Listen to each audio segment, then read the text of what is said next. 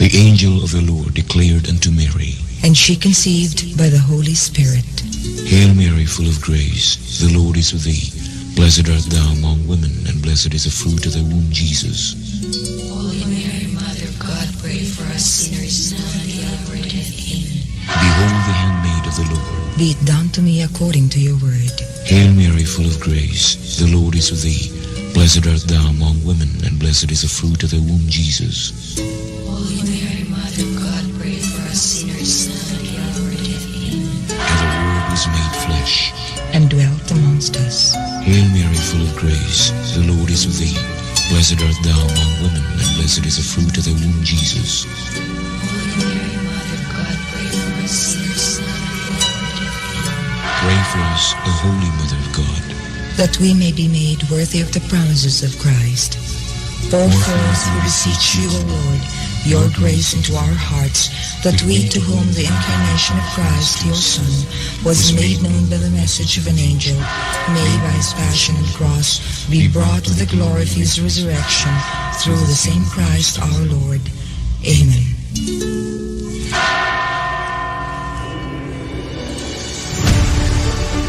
Kini ang simbianan sa RPN, Radio Philippines Network, DXKS, DXKS, 1080, ang inyong Radio Ronda, 5,000 watts, nagsimbiya sa ikatulong andana sa UFCO Lim Building, Borromeo Street, Dakbayan sa Surigao. RPN, Radio Philippines Network, DXKS 1080, ang inyong Radio Ronda.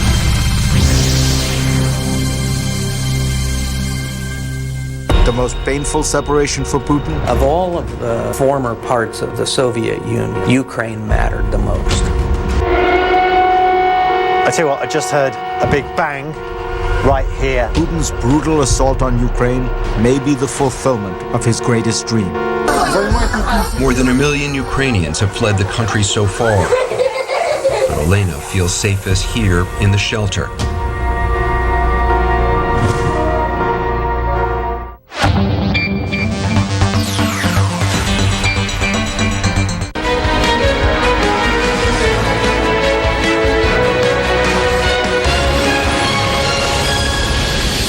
This is Newsnight, where we go above and beyond the headlines. I'm Mai Rodriguez, sitting in for Pia Ontiveros.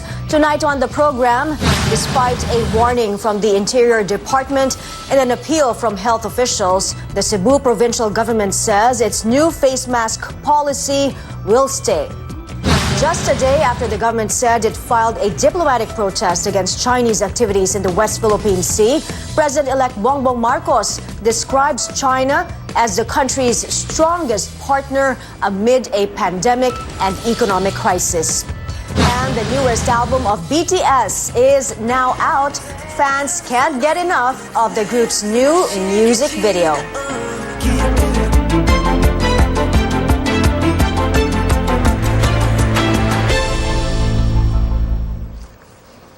The Cebu provincial government standing pat on its optional face mask policy in a defiant move yet again.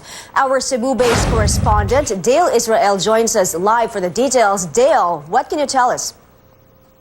Despite the calls from Interior Secretary Eduardo Año to continue implementing face mask rules, Cebu Governor Gwen Garcia will continue with her policy. Now, she's signed an executive order which makes optional for people to wear masks in well-ventilated and open spaces in the province.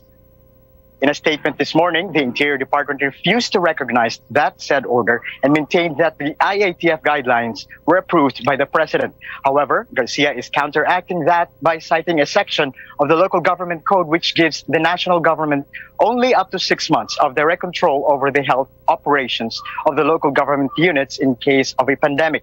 On that note, the IATF has already surpassed the period and should need the concurrence of the LGU concerned. Garcia believed that the local autonomy as stipulated under the local government code should prevail over an executive order which created the IATF. Let's listen to Garcia's statement. It is that we believe it's about time that we rationalize and put some common sense in the wearing of face masks. This executive order further defines when face masks should be used. Not when you're in open, well-ventilated areas.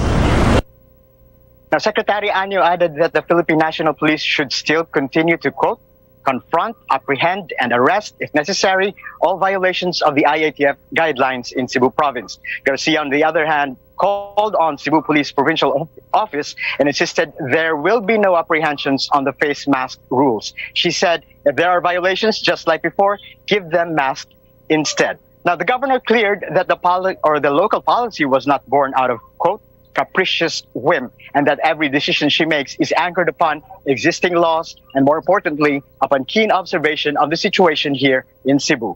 Back to you, Mai. Thank you, Dale Israel there reporting. The health department says the Cebu provincial government did not consult health officials in lifting the face mask mandate outdoors. Health Undersecretary Maria Rosario Vergere reiterates local governments should follow the interagency task force protocols. Specifically stated in our IATF resolutions, all public and private sectors and all units under each of these government agencies, including local governments, should comply and abide with the protocols of IATF.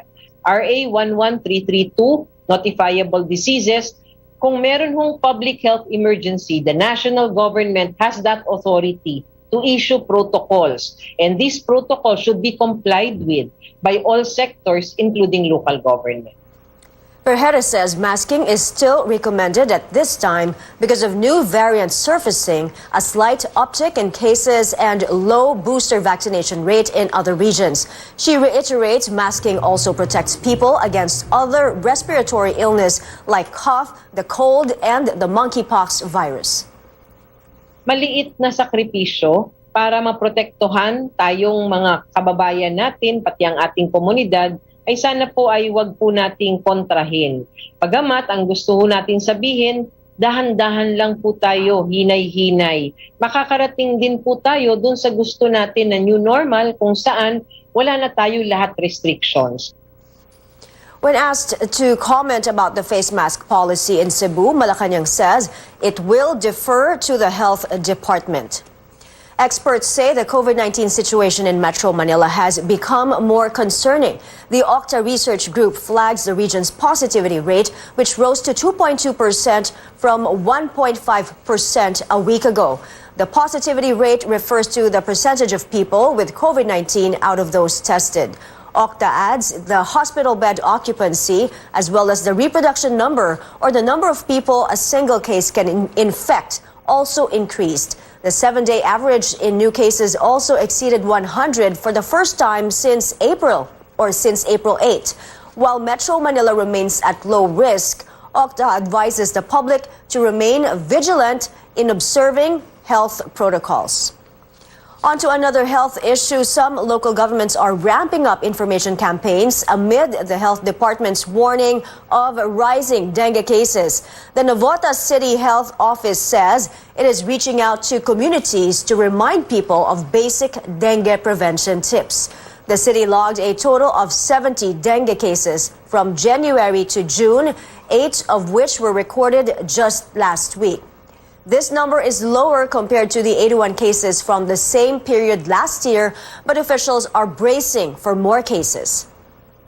Nagsimula na rin po kami magsagawa ng mga space spraying, tapos nag-educate na rin po kami sa community para kasi kung kami lang hindi namin kayang sugpuin yung dengue ng kami lang, kailangan namin ng participation ng community. Yun, nagbigay din kami kanina ng mga insecticides and kung paano gamitin yun, tinuruan din namin sila. Daily na po ang reporting namin ng dengue. Kasi talagang binabantayan namin kasi bukod kasi sa COVID. The Regional Health Office in Mimaropa is also promoting dengue prevention through social media. It has circulated an educational video about dengue symptoms and how to protect oneself. These include the 4 o'clock daily habit and the 4S method: search and destroy mosquito breeding sites, secure self-protection with proper clothing and repellent, seek early consultation if one has symptoms, and supporting indoor and outdoor spraying to prevent outbreaks. In other news, fewer Filipinos were out of work in April compared to the month prior. The number of jobless people was at 2.76 million, slightly down from 2.87 million in March. The 5.7% unemployment rate was also the lowest since January 2020. The government says assistance is on the way for poor Filipinos. The 500 peso cash aid payout is expected to begin before the month ends. Isinasaayos na po ng mga ahensya yung kung mga kinakailangang process ng mga documents para makapag-umpisa na po tayo doon sa pamamahagi ng tulong na ito. We remain committed to deliver the promise of President Duterte na ibigay na po itong karagdagang tulong doon sa ating mga kababayan.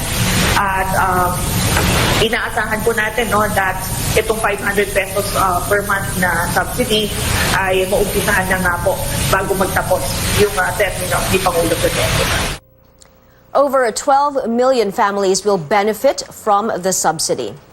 Thousands of consumers, meanwhile, are taking another hit as major power distributor Meralco announces higher charges. Rates will increase by almost 40 centavos per kilowatt hour this month. This means households consuming 200 kilowatt hours will have to pay 80 pesos more per month. Meralco says the increase in cost is driven by higher generation charges and fuel prices. Authorities are testing the water in other parts of Batangas to find out the extent of arsenic contamination in the province. George Cahiles reports experts will also check these water sources for another dangerous chemical that may cause cancer. Gloria is 55 years old and lives in Santa Teresita town in Batangas province. She was found with traces of arsenic in her urine. Bumili daw ako ng tubig. Bakit daw po? Dahil sa aking balat. Experts earlier found high arsenic content in the water in Barangay Burol. Authorities have discouraged the people from drinking tap water and using it for cooking. But some residents like Margarita Gonzalez choose to disregard the warning. Nakasanayan. Sa totoo lang, nakasanayan. Sa awa naman ng Diyos, wala naman akong naaanuhan pa. Kaya nga lang, long term pala. Pero bahala na ang Diyos doon. The local government says the toxic chemical has contaminated a third of the area's water sources. It says it is planning to work with water refilling stations to help supply clean and affordable water. Priority muna yung aming mga barangay na nangangailangan at tutulong kami sa pagbabayad at pagpo-provide ng containers sa deliveries. As if arsenic contamination is not enough, health experts also trace high levels of radon in some water sources in Batangas. If it exceeds yung regulated natin, ay masama din siya. Kasi it can cause cancer of the lungs. Ang matataas talaga yung area na may fissure. Lemery, Taal, Santa Teresita, kasama yan. Kaya ako tinatanong ang probinsya kung nagkakaroon sila ng pag-aaral o pagsusuri dito sa sakit na ito at sa contamination na yan, upang sa gayon, makita natin kung meron ng relasyon. May correlation ba talaga ito o wala?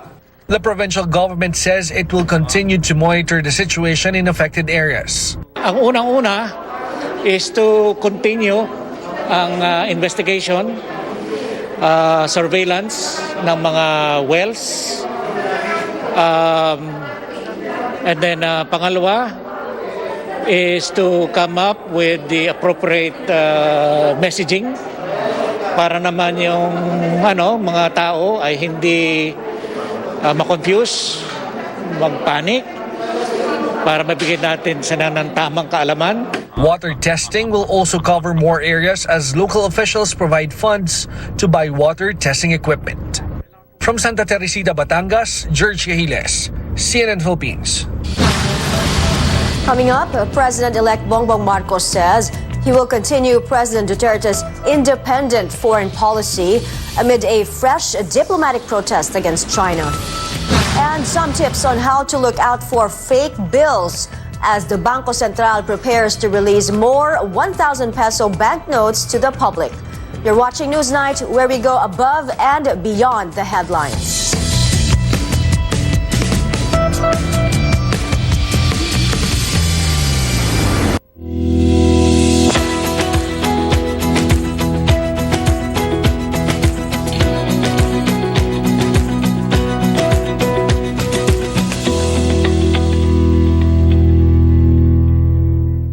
Ang damo ay natutuyo, ang bulaklak ay nalalanta.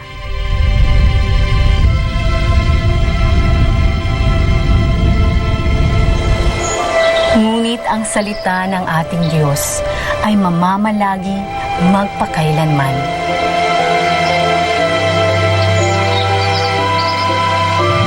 Ang mabuting balita ay hatid sa inyo ng MX3. Mag-MX3 araw-araw para MX Extraordinary.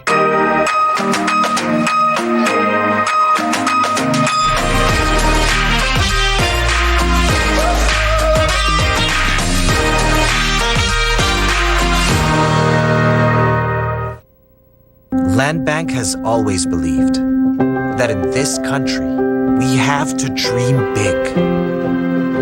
And so we learned to build something out of nothing, improving the quality of life for our people so that we can keep in step with a brave new world and make our big dreams come true. Fried chicken? Timplang happy! With easy-to-cook Magnolia Chicken Timplados. Iba't ibang sarap ng chicken, kaya. Anong Magnolia Chicken Timplados mo? Iba't ibang easy chicken sarap. We have the power to protect Mother Earth, keeping it cleaner and greener, to preserve our one and only home. Powering the good life. Meralco.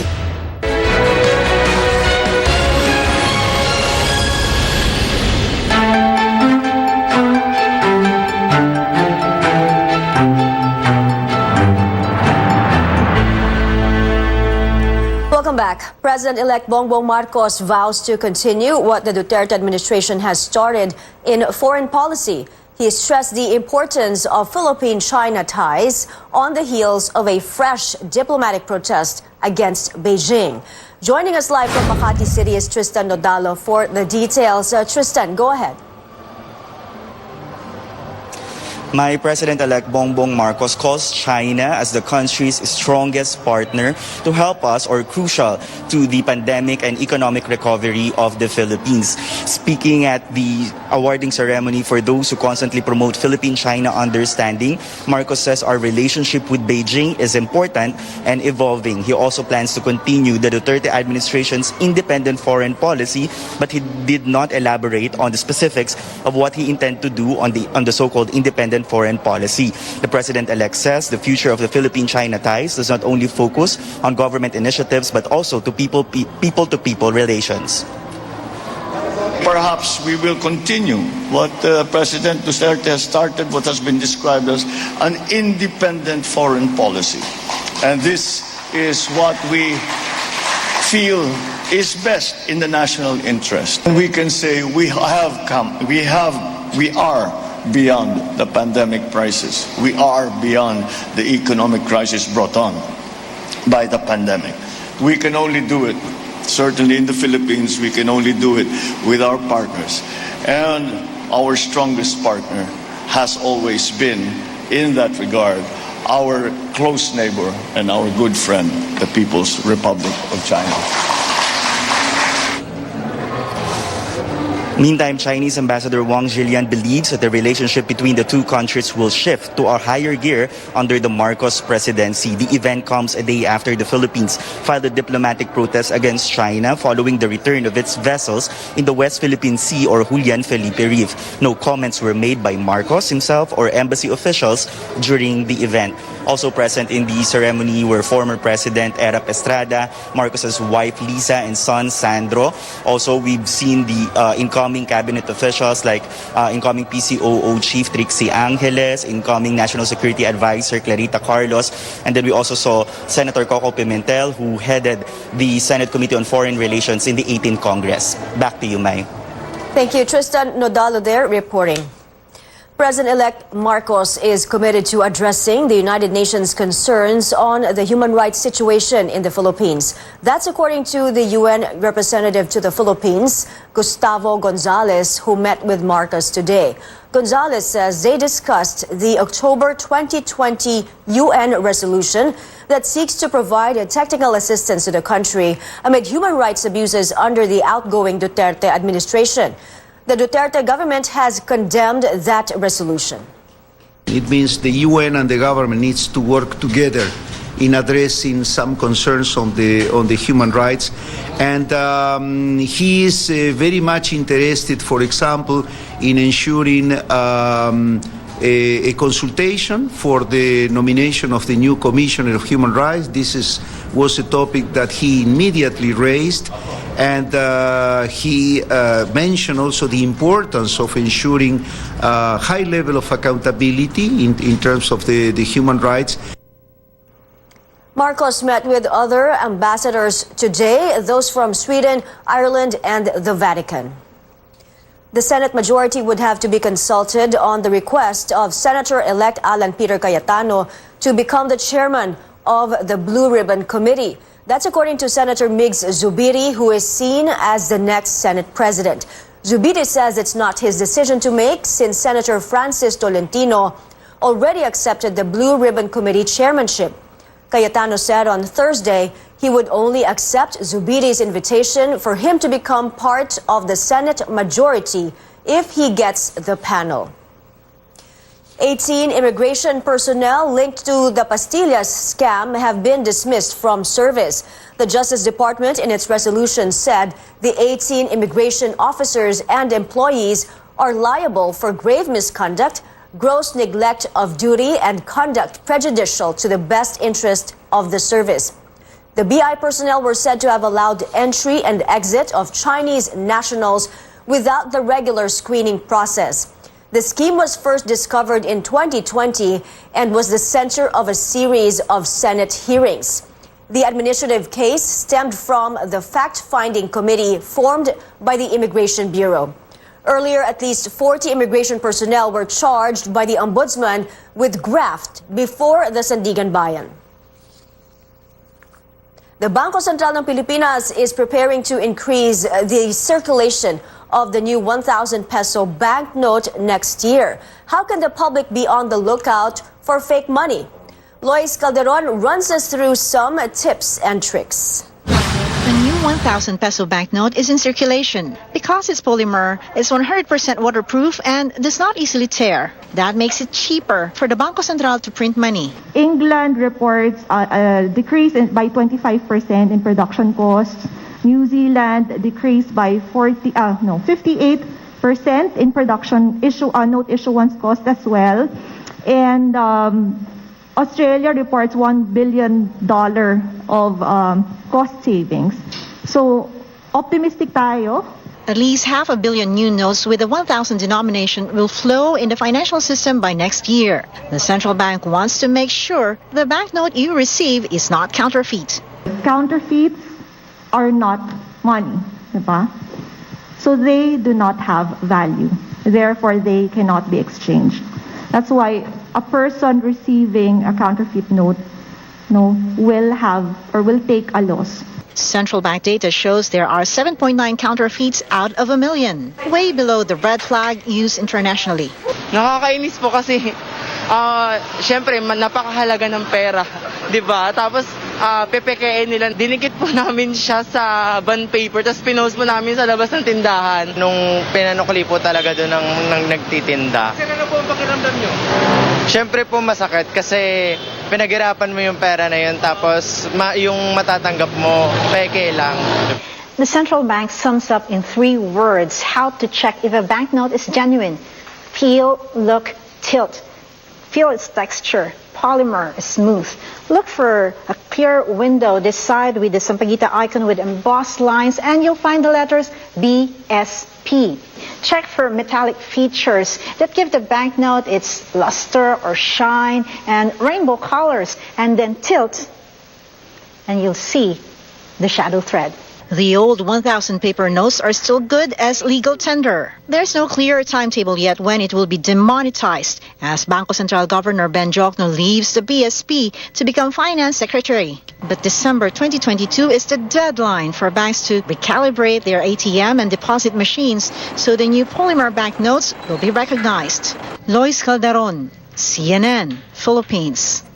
Authorities say the driver's license of the SUV owner in the hit-and-run incident in Mandaluyong may be revoked as he snubbed the second show cause order issued to him. Amor Santos has more. The owner of the SUV that hit and ran over a security guard in Mandaluyong City is again a no-show at the Land Transportation Office. It's the second time that he snubbed the LTO's show cause order. Officials say this means he loses his chance to explain his side, as his case is now up for resolution. The LTO's Intelligence and Investigation Division will submit its findings to the hearing committee, which will then make the recommendation to LTO Assistant Secretary Edgar Galvante. They hope to complete this process by Monday. It is most likely that we will recommend the possible revocation. His sports utility vehicle can also be impounded anytime, according to officials. The motor vehicle registration is under alarm. There will be no transaction like transfer of ownership, transfer of change of color. The police filed criminal complaints against SUV owner Jose San Vicente on Monday. He's facing frustrated murder and abandonment of one's own victim before the city prosecutor's office. On the question whether he was also the one driving the SUV during the incident, yun po yung presumption natin. Kasi wala naman kasing nilulutang na driver. Meanwhile, the victim, security guard Christian Floralde, was discharged from the hospital Thursday afternoon. He says he's still on painkillers due to abdominal pain. His security agency says it paid less than 200,000 pesos for the hospital bill. The employer says the SUV owner's camp offered to shoulder the medical expenses, but they turned it down. Floralde, meanwhile, has said he will pursue the case against the SUV driver. Well, una sa lahat, hindi kasi namin priority na ayusin yung kaso na yan. During the time na tumatawag sila sa amin, nasa ICU yung tao namin. I do not know whether my guard can make it or not. Totoo lang, masama pa rin po yung loob ko sa ginawa niya sa akin. Tinakbuhan niya ako. Hindi man lang siya tumigil. Bago sa iniwanan ako. Pero may Diyos tayo na marunong patawad. Diyos na yung bahala sa kanya. Police say they are ready to serve the warrant of arrest once issued by the court. Amor Santos, CNN Philippines. Entertainment updates still ahead. BTS says the best moment is yet to come, but today comes pretty close for the group's ARMYs. Details about the newly released album and music video after the break.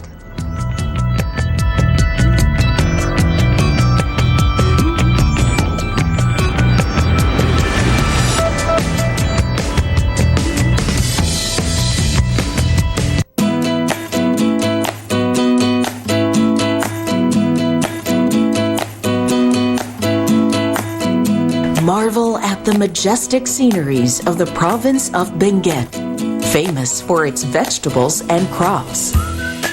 Here, potato farmers abound, thanks to its cool temperature. Ang patatas dito sa Benguet, tingnan natin ang skin, mas makinis, may malaki, Super XL, XL, big, medium, may marble pa. Despite being landlocked, Benguet province is overflowing with talent.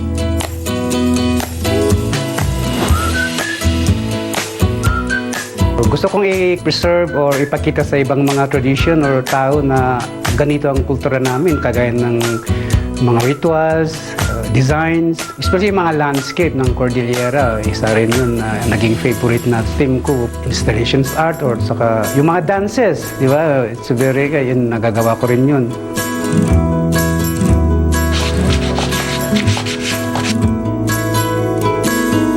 Benguet is a great destination for foodies. Experience the taste of old family traditions with a delightful pairing of strawberry shortcake and chocolate de batirol. Mas na-feel namin na mas marami talagang umakyat because of the infrastructures nga na development ngayon.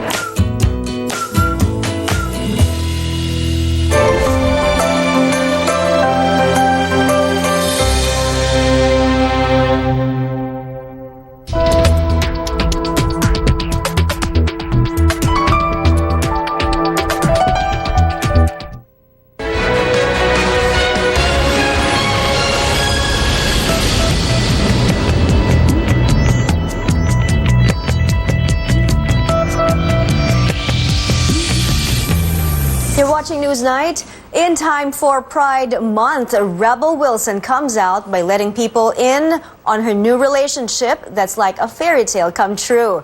The actress posted a photo with her girlfriend Ramona Agruma, a fashion and jewelry designer. The caption reads, "I thought I was searching for a Disney prince, but maybe what I really needed all this time was a Disney princess."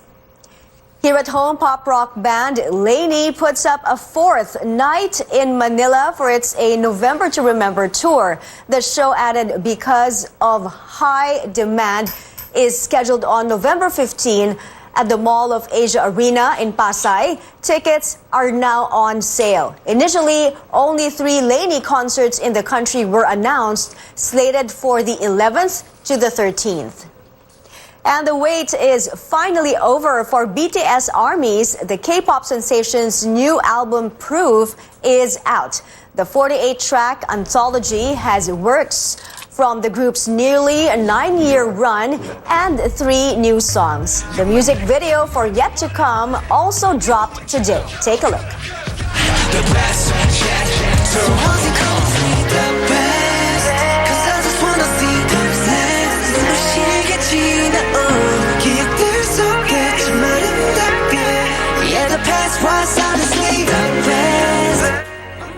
BTS is set to perform tracks from Proof on Monday, June 13th, to mark its 9th anniversary. This will stream live on the group's YouTube channel.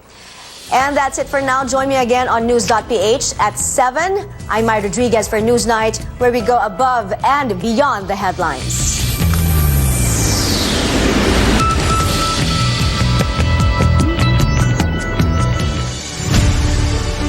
Kini ang simbianan sa RPN, Radio Philippines Network, DXKS. DXKS 1080. Ang inyong Radio Ronda. 5,000 watts nagsimbiya sa ikatulong andana sa UFCO Lim Building, Borromeo Street, Dakbayan sa Surigao. RPN, Radio Philippines Network, DXKS 1080, ang inyong Radio Ronda.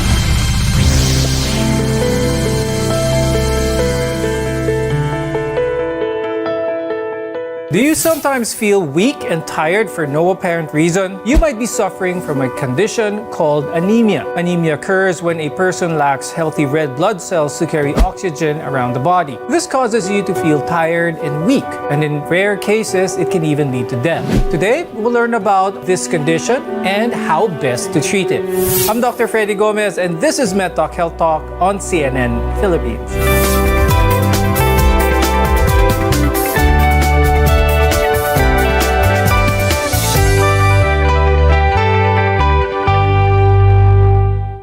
Let's welcome our guests for today.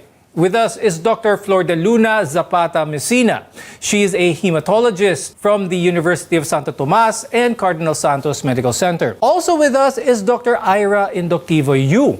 She's a gastroenterologist from the National Kidney and Transplant Institute as well as the Diliman Doctors Hospital. Now, according to the World Health Organization, anemia remains to be a major global public health problem, with about 2.3 billion people affected by this condition. In the Philippines, studies show that a large percentage of the population suffers from micronutrient deficiencies, the most common being iron deficiency anemia. Dr. Messina, how does anemia become a public health issue, especially in a country like the Philippines? As there's a high incidence of anemia, and it should not be taken lightly because some mild symptoms like headache, dizziness, or weakness can be a cause of absenteeism at work. And so this affects the overall productivity of our workforce. Are there areas in the country, Dr. Messina, that are usually affected by this condition? The incidence actually is not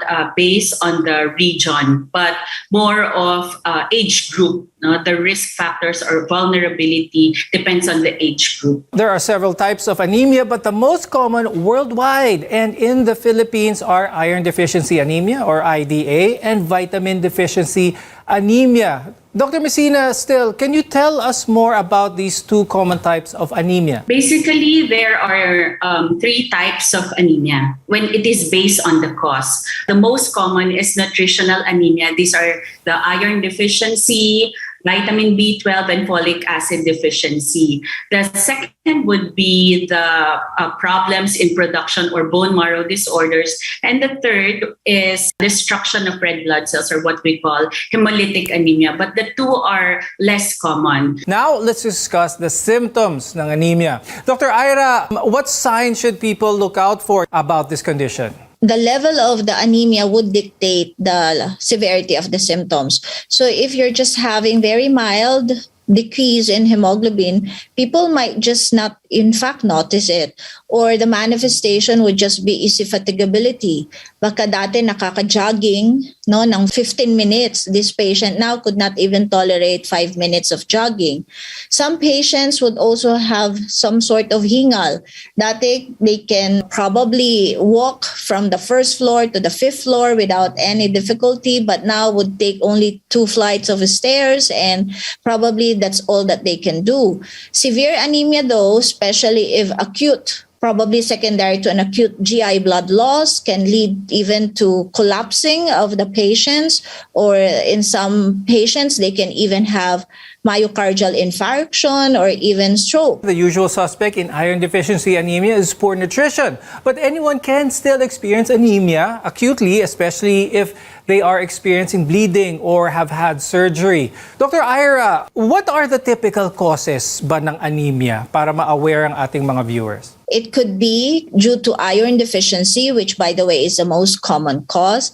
And iron deficiency could not only be due to nutritional deficiency, but it may also be due to GI blood loss. Anemia could be due to anemia of chronic disease. So these are people who are chronically debilitated. These are people with chronic kidney diseases, with malignancies.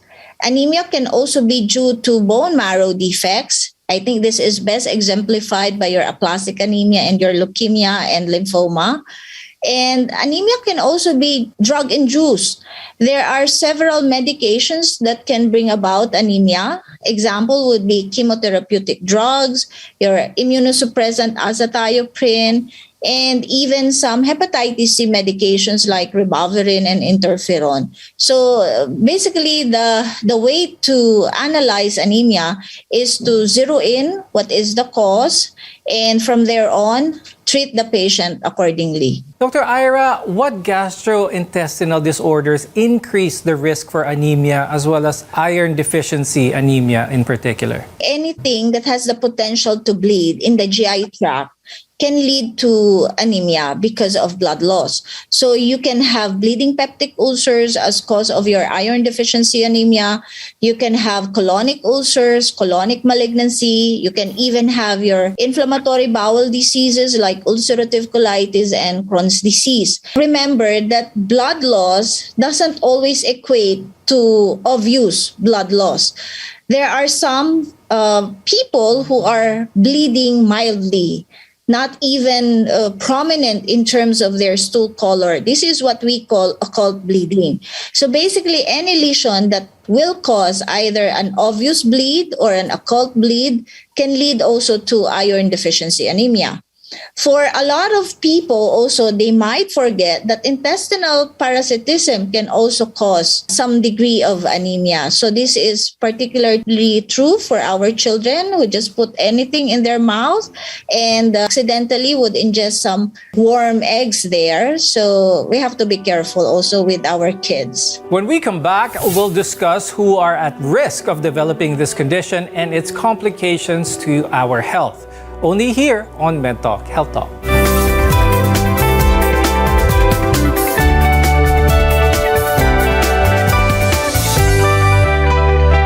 SMC, San Miguel Corporation. Bisag unsang industriya ang sudlan niini, tinguha sa SMC ang pag-uswag o paglambo sa mga Pilipino. Karon, gikan sa SMC, aniya na ang SMC Davao Cement. SMC Davao Cement. Gama sa Davao para sa Mindanao. SMC Davao Cement. Ato ni Bay. Protektahi ang imong mga mata batok sa delikado ug makadaot nga ultraviolet nga silaw sa adlaw ug uban pa. Pinaagi sa pagsulob og eksakto nga prescription sa antiojos o antipara. Likay ang mga sintomas sama sa hanap nga pananaw sa layo o duol nga basahon, sakit sa ulo ug uban pa nga makaapekto sa atong kahimsog nga ang hinungdan depekto sa atong mga mata. Alang sa kumpleto nga primary eye care, contact lenses, fashion eyewear, computer eyeglasses, sunglasses, accessories ug uban pa, adto kita sa AG Buñuel Optical Clinic. Ang AG Buñuel Optical Clinic nagpahinumdum kanato nga ang kahimsog sa atong mga mata usa ka prioridad nga angay ipa-check up kausa matag tuig aron pagsiguro nga luwas kita sa piligrong mga sakit. Pinaagi sa lisensyado og qualified optometrists nga maoy mo prescribe sa eksaktong kagamitan og kung primary eye care ang paghisgutan. Duaw lang silang buhatan sa 3636 sa Nicolas Street, Surigao City ug adunay ilang extension office sa Aurelianida Street, Cantilan, Surigao del Sur. Ayaw kalimti higala, AG Buñuel Optical Clinic. Ang AG Buñuel Optical Clinic doon na branch dito sa lungsod sa Dapa sa may Lupis Haina Street, Poblasyon Dapa, Surigao del Norte. Ang AG Buñuel Optical Clinic dinhi sa syudad ng Surigao. No transfer na sa bag-ong location sa Nicolas Street, Ragyahapon, tapad sa Garcia Hotel at bang sa Unicity.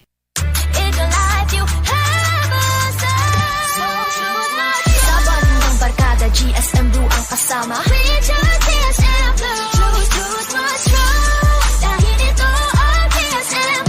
Drink responsibly. Ang Gen Pomelo, kuhang-kuha ng GSM Blue. Choose what's true and just chill and enjoy with GSM Blue. Drink responsibly. Ang Riverside Parts Master Incorporated na sa ilang bagong location sa Dalan, Burgos, ning atong syudad. Mahimo niyong tawagan sa telephone number 231-7478 or 826-3663. Mga produkto nga inyong mapalit, genuine, Makita Power Tools sama sa planer, drill, grinder, Triton Paints, construction supplies, angle bars, flat bars, GI pipes, automotive spare parts, Firefly electrical devices sama sa switches, bulbs ug outlets. Adto ang Riverside Parts Master Incorporated sa ilang bagong pwesto sa Dalan, Burgos ning syudad. Makahangyo ka o makabarato pagyod diha sa Riverside Parts Master Incorporated. Sipon plus baradong ilong na may kasamang pananakit ng ulo? Pre, ba't ka nagtitiis? Kung meron namang Calabo Premium Rub, Calabo Premium Rub, isang pahid lang, nanunuot ang sarap sa pakiramdam sa ulo, ilong at sarap sa may ginhawa. Tandaan, basta sipon na may kasamang sakit ng ulo at baradong ilong, magpahid lang ng Calabo Premium Rub. Mabisa, kaya sigurado. Gawa ng Jesser Marketing. Mabibili na ngayon sa mga botiga.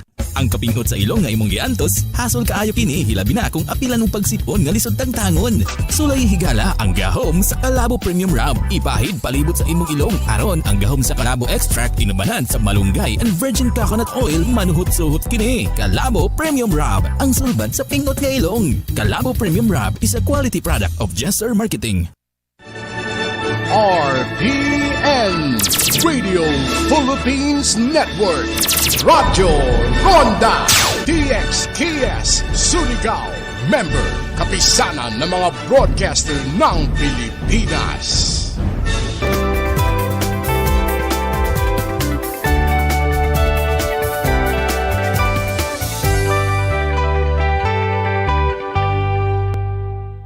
I'm Dr. Freddy Gomez and welcome back to Med Talk Health Talk, where caring is our calling. Babies and the elderly are among the age demographics who are prone to anemia.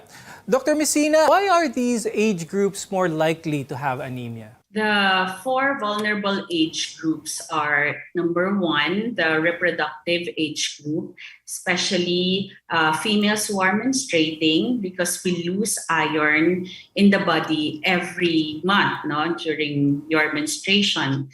The question is, why are not all of the women who are menstruating anemic? This is because they are able to replace it adequately in their diet. Now, the second vulnerable group would be the children on their rapid growth, because of an increased utilization of iron. Likewise with pregnant women, because you have 2 individuals utilizing iron, the baby and the mother. And fourth is the elderly population, because they are prone to malnutrition. Gastroenterologists tend to receive patients with symptoms of anemia. Dr. Ira, how does having anemia complicate existing gastrointestinal diseases? I think it's more of a person having an untreated, misdiagnosed or undiagnosed GI tract disease, and there is an existing anemia there. So this GI tract, like for example, a colonic malignancy that is not properly diagnosed over the years, would lead to some degree of minimal blood loss, and that would worsen the anemia over the next few months or few years. So it's actually an undiagnosed GI tract disease that worsens or complicates the anemia. Dr. Messina, how does anemia lead to other complications? And when is anemia the result of a pre-existing lung as well as heart condition? The blood is circulating in the whole body. It affects each and every organ in the body. So from neurologic, from the brain, it can cause cognitive impairment. Cardiac and pulmonary are very closely related to the blood. And so anemia can worsen a pre-existing cardiovascular disease like MI and heart failure. And then other organs like renal failure. So they both can cause and can worsen each other. Generally, it will also affect the performance to work and physical exertion. So it may generally affect not only the organs, but also the quality of life of the patient. Dr. Messina, what happens when a pregnant woman is anemic? It can affect the baby, especially in the growing period. So that's the first trimester and second trimester. It can also affect the outcome on the third trimester. So anemia is associated with morbidity and mortality to both the mother and the baby. What tests should one do to determine if a person does have anemia, Dr. Messina? It's actually easy and inexpensive. The screening test would be the complete blood count. And then when the hemoglobin is below normal, so it depends on the gender. If males, the normal hemoglobin is about 130 grams per liter to 170 grams per liter. So if it's less than 130, then that's anemia. For female, it's less than 120 grams per liter. So as simple as that. And then the other tests like your reticulocyte count, peripheral blood smear, and iron studies would come after. Can you tell us, Dr. Messina, what are the healthy hemoglobin values for adult men and women? So the healthy hemoglobin values or normal values for men is 130 grams per liter to 170 grams per liter. And for females, it is 120 grams per liter to 140 grams per liter. Now, Dr. Ira, with regards to anemia, is it possible that many patients do not see the symptoms early? Meaning the early signs of anemia are often overlooked. So it is only when the patient is in maybe advanced stages of anemia that they seek proper consult. Yes, that's possible, especially if the anemia is already chronic. if people have been used to a little bit of lower hemoglobin, actually they don't feel something bad. It's as if the body already adapted to a lower hemoglobin level. So it depends on the chronicity of the symptoms. If the anemia happens very quickly, okay, then the patient would manifest with all of these manifestations immediately. But if the anemia is happening gradually on a chronic basis, it is possible that the patient can adopt, possible that the patient might not be symptomatic, not until the hemoglobin drops to very critical levels. Coming up, we'll give you tips on how to prevent this condition. Only here on MedTalk Health Talk.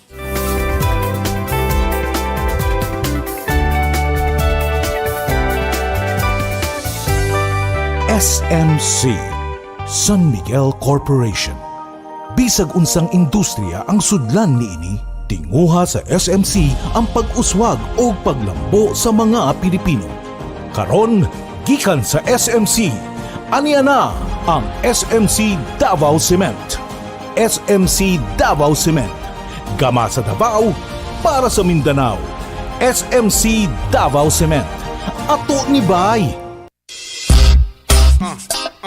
Maayong balita sa tanan sa atong panginahanglan sa panimalay, mga gamit, ingon man mga dekorasyon, pwede na natong mapalit diha sa Wellington Bazaar. Anausab sa Wellington Bazaar ang mga bestidahon, karsunison, plain t-shirt, plastic chair, floor mat, mantel, banig, folding bed, habol, mosketero, trapal, lideret, basketball, stuffed toys ug mga dulaan sa bata. Ang Wellington Bazaar ana magalagad kanato sa Dalan Kaimo ning Dakbayan sa Surigao. Wellington Bazaar, gikan sa mga kawani og tigdumala sa Wellington Bazaar. Mayong adlaw alang kaninyo. Wellington Bazaar, sukion ta sa kanunay.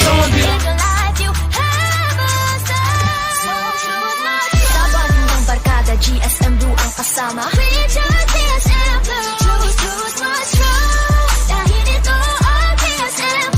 Drink responsibly. Ang Gen Pomelo, kuhang-kuha ng GSM Blue. Choose what's true and just chill and enjoy with GSM Blue. Drink responsibly. Uy, Day! Naunsa man ka, Day? Day, kanang glisod na mga kakita, Day. Uy! Sus, naunsa ba ka? Uy nga, katong ni aging bulan. Okay pa man ka? Naunsa di karon? Laot siguro ni sisingunit aning cellphone kanang si computer, Day. Da, mo lagi na akong ingon ba? Uy, Day, nakoy balita para sa imuha. Gamit og Lutein Plus, uy! Lutein Plus? Oo, tungod ang Lutein Plus, Day, duna kini 13 ka-ingredients. Hindi lang kini para sa mata, kundi sa imuhang tibuok lawas. Nga maka-assist pod sa imuhang anxiety o depression. Ang Lutein Plus o sa ka-award-winning brand nga gikan pa sa New Zealand. The award-winning supplements from Clean Green New Zealand Omega Plus ang support sa heart and blood system. Ang Lutein Plus ay 13 ka mga ingredients lakip ng vitamins A and C. Dili lamang kung maradyaw sa atong pananaw, nagsuporta sa bini sa ato intero lawas ning panahon nga jari kita kuman sa COVID-19 pandemic. Kinahanglan magpabilin kitang himsog inom sa Lutein Plus, Omega Plus and Primrose Plus Soft Gel. Inintanan available sa New Family Drug, Palma Drug sa Aquarian Pharmacy. Kalabo with garlic plus lemongrass and turmeric. Maayo kini alang sa mga naganto sa high blood. Kung perming kasakit ang imong tangkugo, kung masobraan ka og kaon sa mga lamiang pagkaon, basig ning tukar na ang imong high blood. Pagtumar higala og kalabo with garlic plus lemongrass and turmeric. Usa ka capsule bago mo gaon aron siguradong protektado kang kanunay. Kalabo with garlic plus lemongrass and turmeric. Masaligan og siguradong epektibo batok sa high blood. Kalabo with garlic plus lemongrass and turmeric. Kalabo with garlic plus lemongrass and turmeric is a quality product of Jester Marketing. RPN Radio Philippines Network. Radyo Ronda DXKS Surigao. Member, kapisanan ng mga broadcaster ng Pilipinas.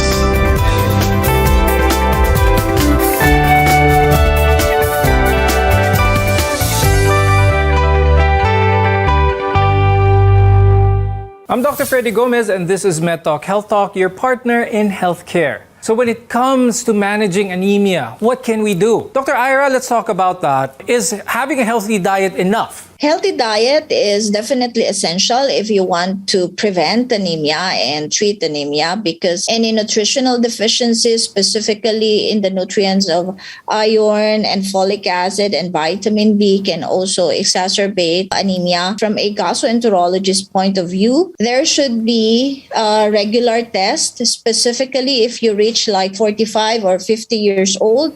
We usually recommend, as part of a screening, an FOBT or an FIT to detect for possible colon malignancy, because it can also bring about anemia. Let's talk about the foods that should be avoided again. Some literatures have pointed out that if you are taking in iron-rich foods, there should not be any simultaneous intake of foods that are rich in calcium or calcium supplements for that matter, on the notion only that calcium can bind to some extent iron and hence indirectly decrease iron absorption. Now, Dr. Messina, how should people diagnosed with anemia exercise when one of their more common symptoms is that they feel tired all the time? For patients with severe anemia, that's a hemoglobin of less than 70 grams per liter, exercise or physical activity should be limited because they will feel the symptoms more with these activities. While the mild anemia, like a hemoglobin of at least 100, and if it's chronic, then they're actually used to that level already. There's no physical activity limitation. What's the best way for them to recover from the symptoms that they feel? For the nutritional deficiency anemia, it can be prevented and easily treated. So the way to treat it is to give adequate supplement with the diet, of course, and also vitamin supplements, vitamin and mineral supplements. And once they recover, when the hemoglobin is improving, then they can go back to their usual physical activity. We advise them to eat iron-rich foods, and these are red meat. There are also vegetables which are high in iron: spinach, broccoli, tomatoes, and asparagus. They contain also iron. While your vitamin B12 rich sources are meat, fish, and seafoods, your folate rich foods are green leafy vegetables. So these are the things that should be taken for patients with nutritional anemias. And then for the treatment, diet will not suffice. You need to supplement them with oral supplement. Now, before we go, Dr. Ira, do you have any advice or tips for our viewers? The lesson that we learned from this preceding discussion is really to go on a healthy diet, a diet that is rich in protein, in nutrients, specifically iron and some of the vitamins, vitamin B, vitamin C also because it helps in iron absorption, and also with folic acid. And Dr. Messina, do you have any tips or advice for our viewers? Anemia is actually preventable, especially the deficiency anemias. So please get your blood works and also take foods that are rich in iron, folate, and vitamin B12. So basically a balanced diet. Thank you, hematologist Dr. Flor de Luna Zapata Messina and gastroenterologist Dr. Ira Inductiva Yu for being with us today and sharing your tips and expertise about anemia. I'm Dr. Freddy Gomez, and thank you for watching MedTalk Health Talk. We'll see you again next time.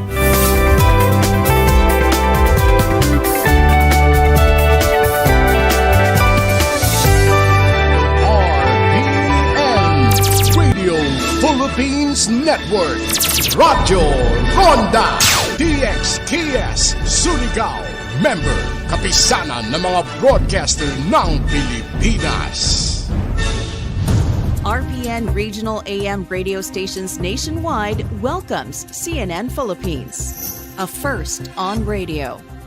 To bring you the latest news you can use, news you can trust. Listen to Newsnight, weekdays, 6 p.m. We now go above and beyond the headlines. Followed by MedTalk Health Talk. We'll talk about how to keep ourselves healthy during the pandemic. Politics as usual. Our guests for tonight, two political science professors. Up close and more. Catch CNN Philippines Hour in all RPN AM radio stations.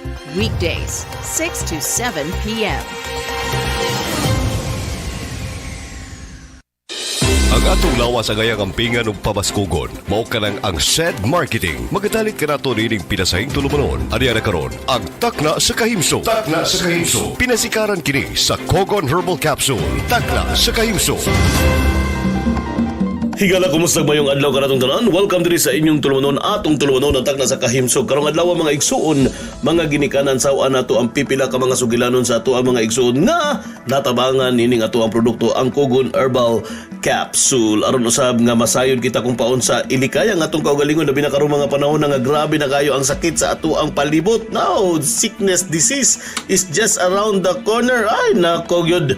No, grabe kayo ang ato ang palibot na karong mga panahon na grabe ng sakit-sakit ang balatian, pero niya ato mga kaigsunan nga natabangan sa Kogon Herbal Capsule. Unahon nato si Ma'am Conchita Adlawan, no? Ang suliran ining si Ma'am Conchita Adlawan, dili kuno maayo ang iyang pag-ihi-ihi unya grabing kahago sa trabaho. Dugay-dugay po siya nagserbisyo kang Konsyal Emmanuel Galicia sa dihang buhi pa siya sa kalibutan, pero nitaliwa na kini si Konsyal Emmanuel Galicia, pero kining si Ma'am Conchita Adlawan duna siya depensa, duna siya kaagapay, duna siya kapartner sa dihang sila ang duna sa bation kay di naman po ni bata ni si Ma'am Conchita, no, sa 69 anyos ang edad. Ato ang pamation kung unsa ang iyahang diskarte. Hello, nasi Nang Conchita, ingna si Mr. Kogon. Si paano na to? Si Conchita Adlawan. Pila edad? 69. Asa ka na po yun? Sarpa. Dire Sarpa Village. Sarpa Village. Katalunan Grande. Okay. Nung nag-ingon sa mua, nakapaambit sa mua nga nagagamit ko ka ni ining Kogon Herbal Capsule. Kanya, unsa na yung imuhang trabaho buluhan doon sa anong nigamit ka ni Kogon Herbal Capsule? Ay, katong sa una kang Galicia pa ko, kanang caregiver ko ni Sir Galicia, katong counselor. Si Emmanuel Galicia. Oh. Nya na katong buhi pa siya na unom ko ka tuig ng trabaho. Puli-puli mi ni Janjan. Ano yung trabaho ninyo? Bantay ni Sir Galicia. Noon sa naman Counselor. kayo na? May pato siya, naghigda niya, kanang bangunon, niya, bantayan na mo mong trabaho niya, ang kusog. Nagamit man gyud. Kung paon sa mo natabangan aning Kogon Herbal Capsule ba daw?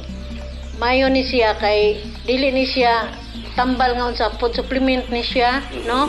Niya, maayo pod ni siya sa mga iihi, o kanang UTI ba, mga inana, maayo ni siya kaning Kogon Capsule, kaning herbal. Mao ni siya, dili ni siya tambal, pero pag ihi nimo, ganahan kag ihi ani nga kuan. Kapila ka nag-inom aning Kogon Herbal Capsule? Kapila na pod ka kabulan nag-inom ana? Maduha pa. Duha ka bulan. Kapila sa adlaw ka mo inom? Kaduhara, unta gabi. Nya, kumusta man mo feeling sa imong lawas? Maayo man, maayo kay makaihi man jud kag maayo imong kuan ba? May pagpahuway. Pagpahuway.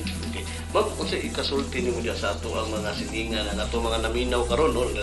Libuan ang mga naminaw karon sa mga sama nimo nga doon na po yung mga trabaho nga bukat o ganang napo sila yung kondisyon nga aside problema sa ilang kidney. Ay kaning Kogon Herbal Capsule, dili ni siya ingon nga tambal, pero makalagsik sa atoa kay maayo ang atong pag-ihi, unya hindi ta maluya. Aptik jud ta ba, dili kay ingana nga wala kay giinom. Pag inom pa nako aning Kogon Capsule, kani siya nga capsule, maayo ang akong pag-ihi unya. Aptik karon nagguna pa ko sa uma, nag-garden.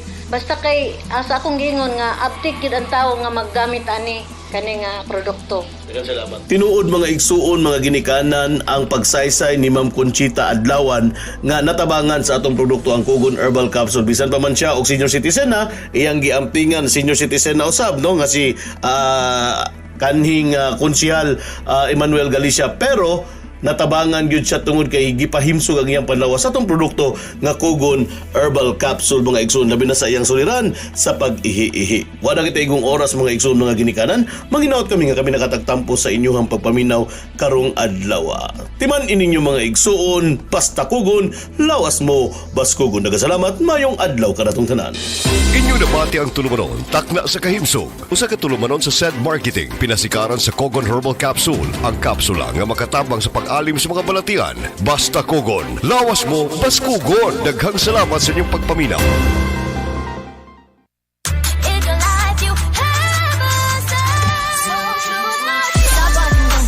GSM Blue ang kasama. GSM Blue. Dahil ito ang GSM Blue. Drink responsibly. Ang Gen Pomelo, kuhang-kuha ng GSM Blue. Choose what's true and just chill and enjoy with GSM Blue. Drink responsibly. Kini nga oras hatod kanato sa GFMQ Marketing ang tigama og tig-apod-apod sa Paragis Bila-Bila Plus Herbal Capsule, Paragis Bila-Bila Liniment Oil, Charming Beauty Soap og Charming Kojic Soap. Paragis Bila-Bila. Si Del Maasin, iyang kasinatian human ni gamit sa Paragis Bila-Bila Liniment Oil. Del Maasin, 56, Claveria.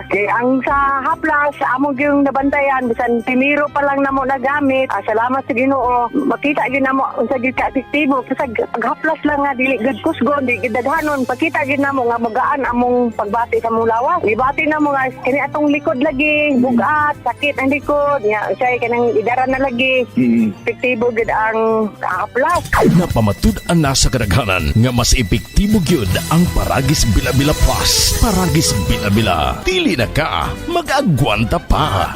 Ginama sa GFMQ Marketing. Alang sa mas baskog ug mas maayong panglawas, gamit na sa mas epektibo ug mas gipakusgan nga Paragis Bila-Bila Plus Herbal Capsule og Paragis Bila-Bila Liniment Oil. Mga gama sa GFMQ Marketing. Kaysa Paragis Bila-Bila, dili na ka mag-agwanta pa. Palma Drug, ana mahimutang sa Palma Superstore sa Dalan Borromeo at bang sa Surigao City Public Market. Alang sa mga Surigaonon ug sa atong mga silingang lalawigan, sa atong pagpanginahanglan sa tanang klase sa tambal, di kalidad ug barato pa, bisitahi ang Palma Drug.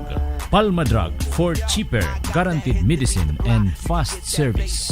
Ang Palma Drug, gipanagiyaw gidumala ni Sheila Loren Palma Mijares. Ang Palma Drug jaw nay branch at bang sa Caraga Regional Hospital. Ako si Alice Makabasag, Tagalinabo, balingasag ni Samis Oriental. Kuan man gud kana nauna insomnia ko, dili ko pakatulog pila gid kabulan akong gibati. Unya